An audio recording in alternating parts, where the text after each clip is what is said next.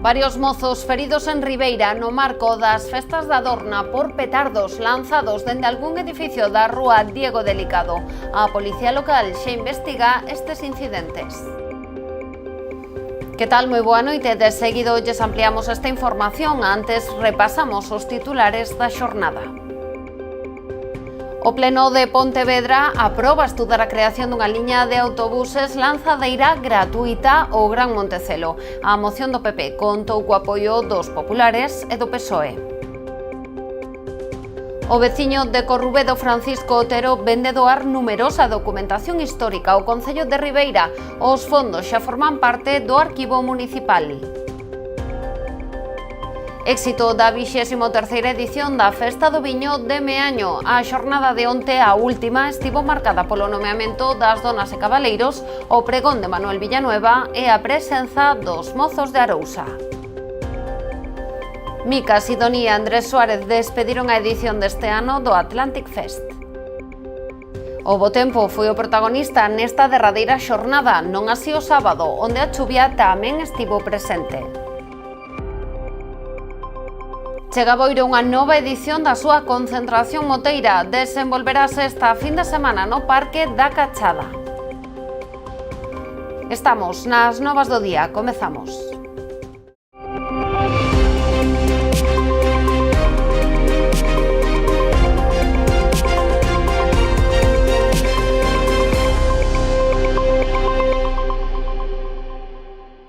A Policía Local de Ribeira investiga os incidentes acontecidos esta fin de semana no marco das festas da Adorna. Varios mozos resultaron feridos ao rexistrarse o lanzamento de petardos dende algún edificio na rúa Diego Delicado, entre a Rúa de Galicia e a Praza de Vigo. Este treito permaneceu precintado durante varias horas do venres e o sábado para evitar o tránsito de máis persoas que puideran resultar afectadas. Nesta zona existen varios locais hostaleiros de ocio nocturno, polo que non se descarta que o suceso poida estar relacionado con algún conflito veciñal relacionado cos ruidos dada a alta concentración de xente durante a fin de semana.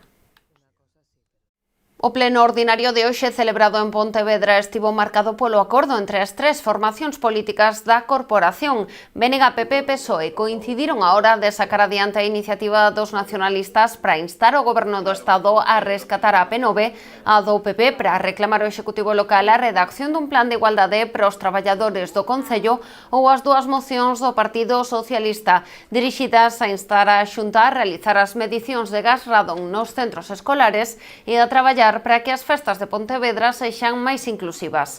O punto de desencontro chegou nunha proposición do Partido Popular, reclamando que o Concello de Pontevedra deseñe un plan para mellorar o transporte público ao Gran Montecelo. Na moción, os populares plantexan a creación dun sistema de buses lanzadeira gratuitos e a creación dun grupo de traballo para adaptar o sistema. Neste caso, só PP e PSOE apoiaron a proposta que contou coa oposición do BNG. Va a haber más traslado de profesionales y de personas y de pacientes y de familiares, por lo tanto, a este ámbito y, por lo tanto, va a haber un problema grave de aparcamiento. Y lo que queremos en esta moción, que es abierta para enmendar, modificar, es decir, de una forma, yo creo que tranquila y lógica, pedir que se tenga en cuenta este problema. Es un problema grave, un problema que va a afectar a trabajadores y a pacientes, un problema en el que la Xunta va a dar una solución, que es la creación de un gran parking, pero es una solución que no es suficiente. Cando se gestionou o proxecto sectorial, se insisteu por activa e por pasiva que deixaran sitio para facer estacionamento en superficie, que era poñer un par de líneas. Non se sabe por qué, negáronse. Estamos falando de hai anos, adiantándose este problema. Vale. E o segundo, o Concello foi moi prudente en non exixirlle á Xunta, para facilitar a obra, que o estacionamento que se vai facer había que facelo paralelamente, o sea, que non se pode, legalmente non se podría abrir o hospital ampliado sin o estacionamento. Vale? E deixámolo pasar en aras de que fora así. Que agora nos veña de rebote un problema por colaborar en que se faga en que se faga o hospital, hombre, ten a súa gracia. Consejos vendo que para mí non tengo, non?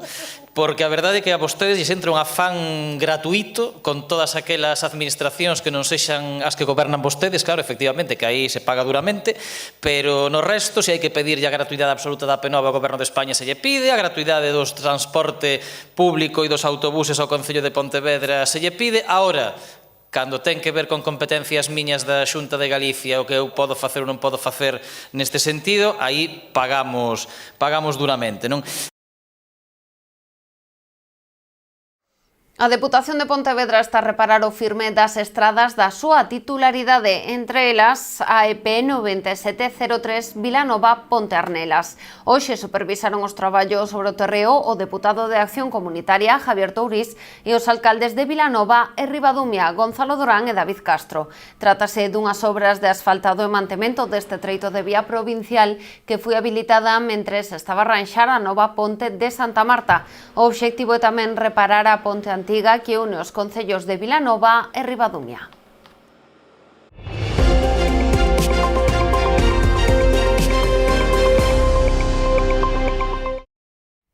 O delegado da Xunta en Pontevedra visitou esta mañá os programas de conciliación dos concellos de Cuntis e Caldas de Reis, que están financiados coas subvencións ás entidades locais para a promoción da igualdade. Trátase dunha aposta da Consellería de Política Social que pretende crear un espazo de xogo, diversión e aprendizaxe para os nenos e nenas galegas, a vez que fomenta a conciliación familiar. Trátase dunha iniciativa de conciliación familiar no que os nenos e as nenas teñen a posibilidade de estar durante os meses de xullo e agosto disfrutando cos seus compañeiros e deixar en certa medida o respiro para os seus pais e os seus avós. Por lo tanto, unha iniciativa de cooperación entre as distintas administracións, neste caso entre o Concello de Caldas e a Xunta de Galicia.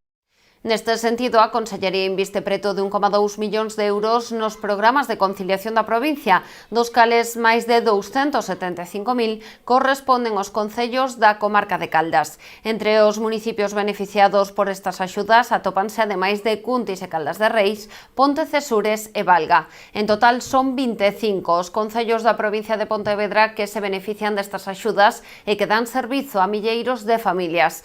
Cabe destacar que o programa de conciliación de Cuntis está dotado cunha chega de preto de 130.000 euros e que funciona de xeito ininterrompido durante todo o ano e ocupa a centos de nenos e nenas de ata 16 anos.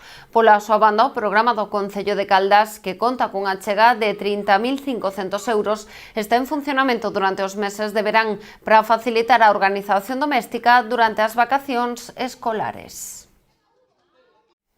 O Arquivo Municipal de Ribeira vende incrementar os seus fondos grazas á doazón de Francisco Otero. Este veciño de Corrubedo cedeu numerosos documentos datados dende 1979, froito do seu traballo á fronte da Asociación de Veciños As Dunas e como correspondente xornalístico.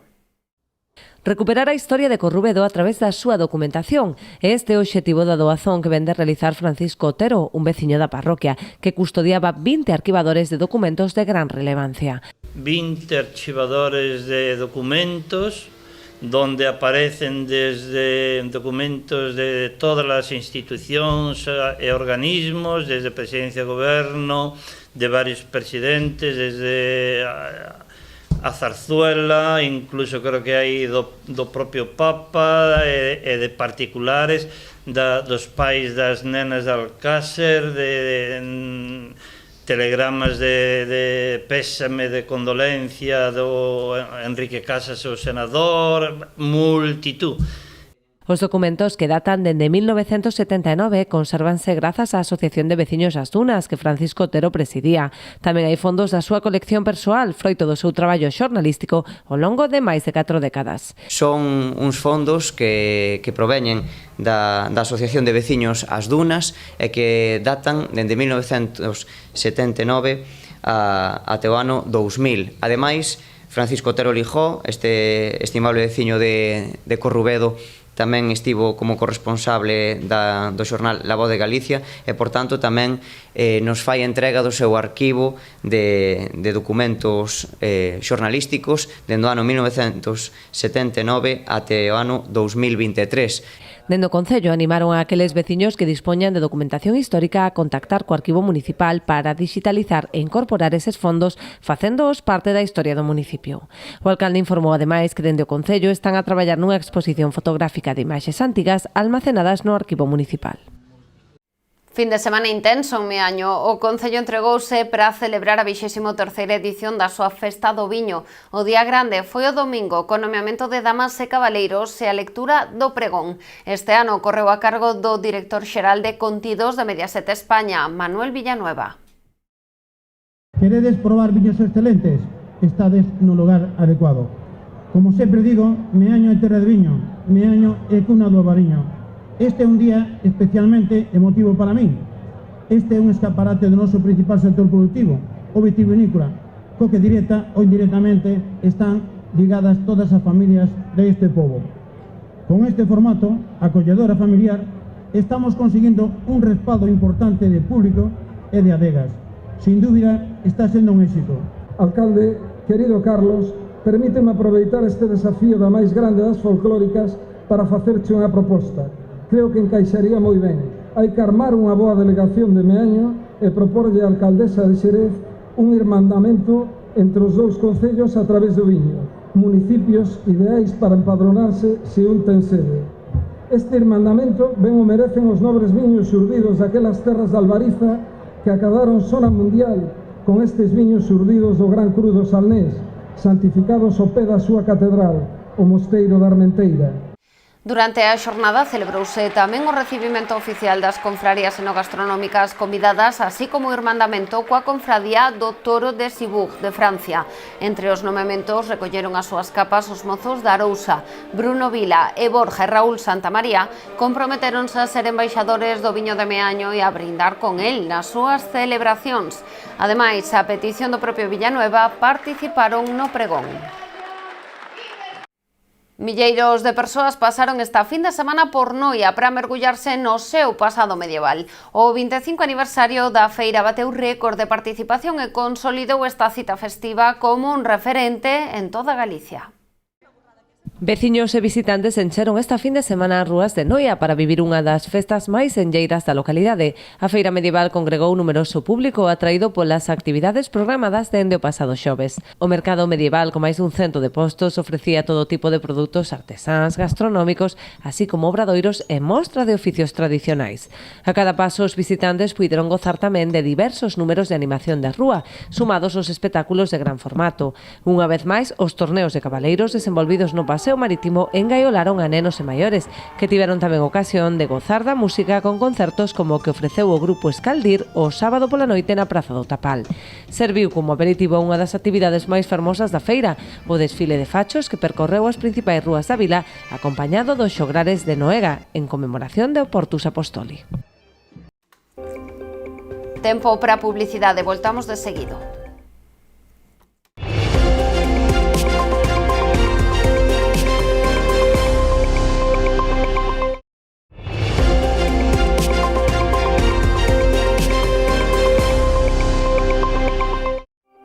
Mika conquista a Vila García de Arousa. O cantante británico fixo vibrar onte a noite o público do Atlantic Fest. Foi o broche de ouro en edición marcada polo bo ambiente e a presenza de grandes nomes no cartel. Na derradeira xornada de máis de Mika, polo escenario da Concha pasaron Andrés Suárez, Sidoni ou Las Dianas. O bo tempo foi o protagonista nesta derradeira xornada, non así o sábado, onde a chuvia tamén estivo presente. Así e todo, foron milleiros os seareiros que gozaron nos concertos de Crystal Fighters, Carlos Adnes ou Silvia Pérez Cruz. Outro dos grandes momentos da xornada do sábado foi o concerto de Los Planetas, no marco da súa xira polo 30 aniversario do seu primeiro traballo, Super 8. Na primeira xornada o venres, Rocío Saiz volveu conquistar o público, ademais por terceira vez consecutiva no Atlantic Fest. A madrileña fíxose co cariño dos espectadores ao falar en galego, sorprendendo máis de un ao presumir dunha camisola do Celta. A artista, por certo, fixo dobrete porque, ademais do seu concerto, ofreceu unha sesión picadiscos. E nace en Vilagarcía de Arousa unha nova romaría. Este sábado 27 de xullo a Praia do Campanario acollerá a primeira edición da romaría Lombos da Ulla, unha cita que mestura os aires festivos coa vertente máis reivindicativa. Durante toda a xornada a praia acollerá diferentes actuacións musicais. Dende a organización animan a xente a participar levando a súa propia comida e animándose, por que non, a actuar. Unha nova programación impulsada por veciños de Bamio. É importantísimo que a cultura tamén a queran facer os propios veciños, ser os protagonistas e non meros espectadores. Ao final o que queremos é poñer en valor a Bamio, o seu entorno natural que é increíble. O sea, a playa de Bamio é un espectáculo, todo o entorno paisaxístico de Bamio, dende logo merecía unha romería popular. Nós temos que defender isto que temos, non? Temos que celebralo, disfrutalo en primeiro lugar e defendelo das agresións que hai, que vai habendo e que sabemos que se queren instaurar, ¿no? Como a macrocelulosa Altri, as minas de Touro, etc. etc. Ou seja, que a romería é para celebrar o que temos, pero tamén é en defensa do esteiro do Ulla, do río Ulla e da ría de Arousa. O Concello de Marín máis que satisfeito co balance das festas do Carme. Dende o goberno local destacan o éxito das propostas que tiveron unha acollida din espectacular. Así fan fincapé na enorme afluenza de veciñanza e visitas a todas as actividades programadas.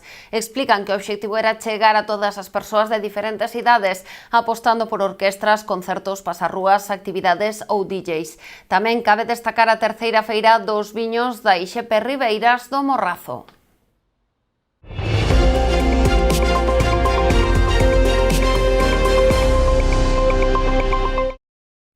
Boiro acollera esta vindeira fin de semana a concentración de motos. Desenvolverase do venres 26 ao domingo 28 no Parque da Cachada, con numerosas actividades, entre as que destacan varias exhibicións e un concerto tributo a héroes del silencio.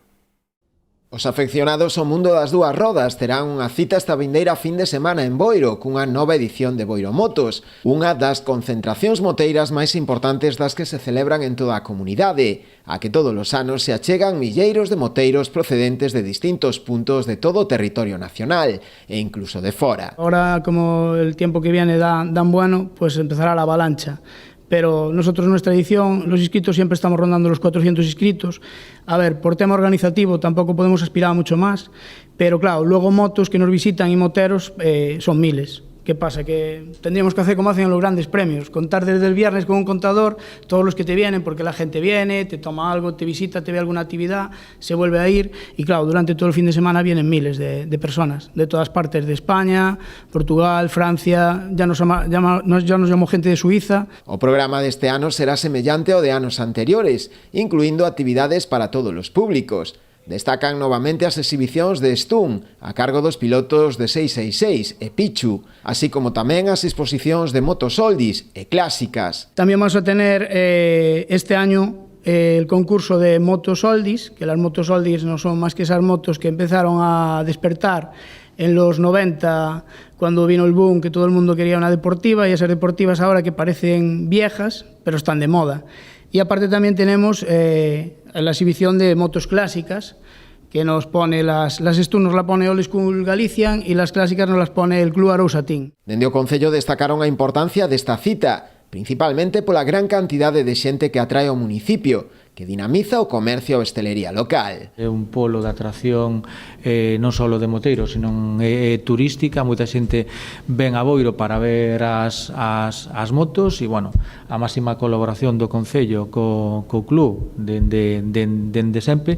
Bueno, informar que seguramente posaba cortes puntuais de varias rúas polas actividades que se van a realizar e, bueno, esperemos que non haban ningún incidente, como dicía o secretario, que todo vaya con toda a normalidade cidade do mundo e que, bueno, e que canto máis xente moito mellor. As actividades son gratuitas e de libre acceso para todos os públicos, pero hai inscricións para poder participar nas comidas organizadas.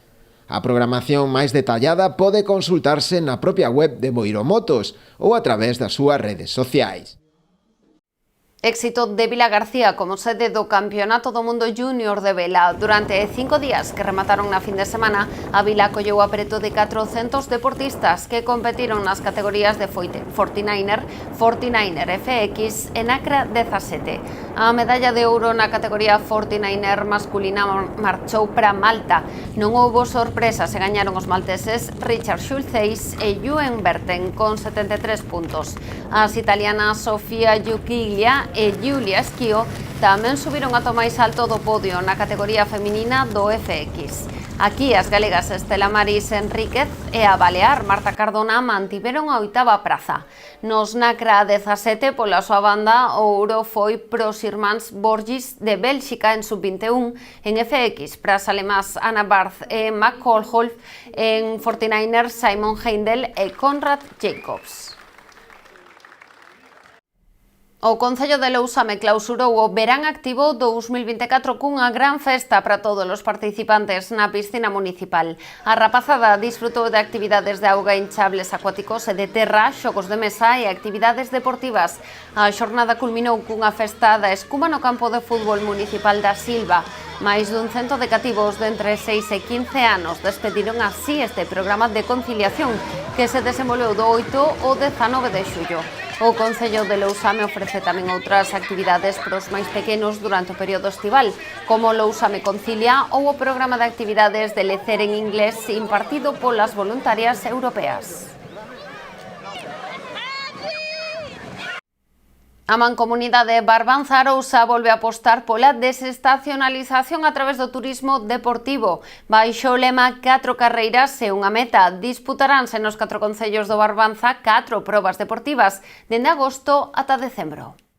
Co obxectivo de fomentar a práctica deportiva, pero tamén desestacionalizar o turismo, a Mancomunidade Barbanza Arousa volve poñer en marcha este ano o programa 4 carreiras, unha meta. Tendemos esa tempada de atracción de visitantes, esa tempada turística, estendémola tamén a tempada baixa, para obter un maior número de visitantes e que poidan disfrutar das nosas actividades durante todo o ano e durante outra tempada que non sexa soamente a tempada estival. Ademais de contar cunha dotación económica para os seus premios, este ano incluímos as experiencias gastronómicas, non? E, por tanto, as estadías no propio territorio. Por tanto, as persoas que poidan gañar algún premio tamén terán a posibilidade de pernoctar na nosa comarca e de coñecer eses recursos que queremos promover máis alá dos nosos límites municipais. A Pobra será o concello encargado de inaugurar o programa coa 15ª Carreira Popular que se celebra o 25 de agosto. O percorrido será o que se suele facer todos os anos, que salimos desde a Praza Segundo Durán, vamos pola Praza da Rúa Fernández Albor, polo Peirao Comercial, pola Rúa Castelo, pola Rúa da Ponte, polo Paseo dos Areos, pola Rúa Venecia e depois volvese de volta. Darallo relevo Ribeiro o 28 de setembro cunha carreira que este ano levará o nome de Miguel Ruiz. Vai a ser a proba senior de 50 km, despois as outras xa van a ser de 5 ou menos de varios metros polo que sexa a xente máis nova. Vai a ser, todo vai a estar aquí establecido no Malecón, a saída da carreira senior vai a ser dende o Mercado, Malecón, García Ballón e despois hasta Coroso. Rianxo disputará a súa proba o venres día 1 de novembro en horario de tarde. E temos un percorrido que dos 10 km repartido en 3 voltas a un circuito que sale sale e chega á Praza Castelao, sale en dirección ao Paseo Marítimo, volve pola fachada marítima do Concello e a parte final polo casco vello do Concello. Pechará o circuito o Concello de Boiro cunha carreira programada para 1 de decembro.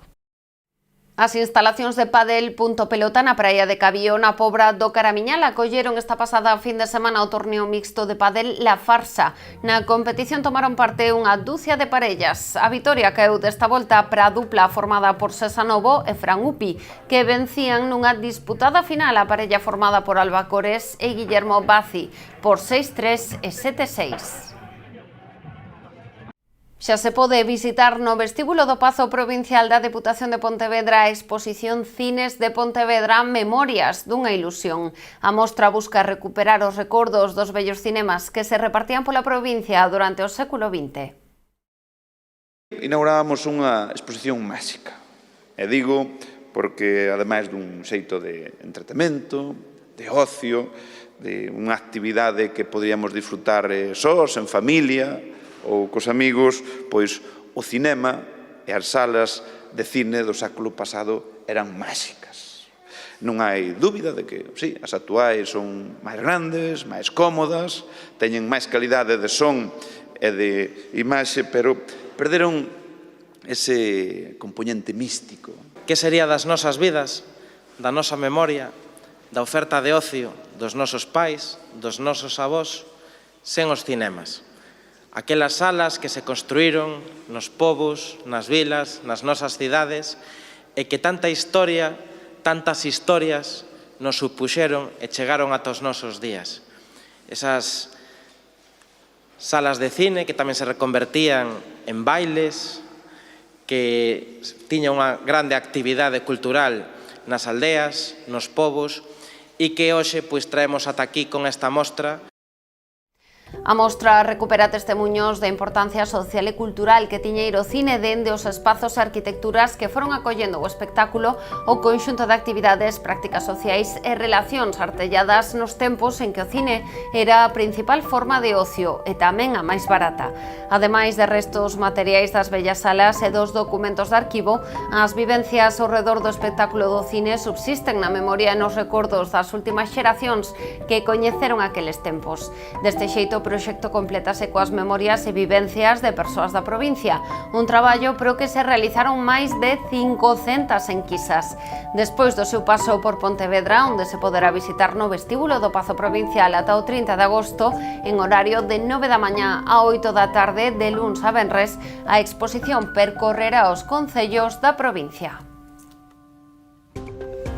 Con estas imaxes da mostra Cines de Pontevedra Memorias dunha ilusión despedimos o informativo de hoxe. A actualidade volve mañá, Canal Rías Baixas, a partir das 9:30 da noite. Sexan felices.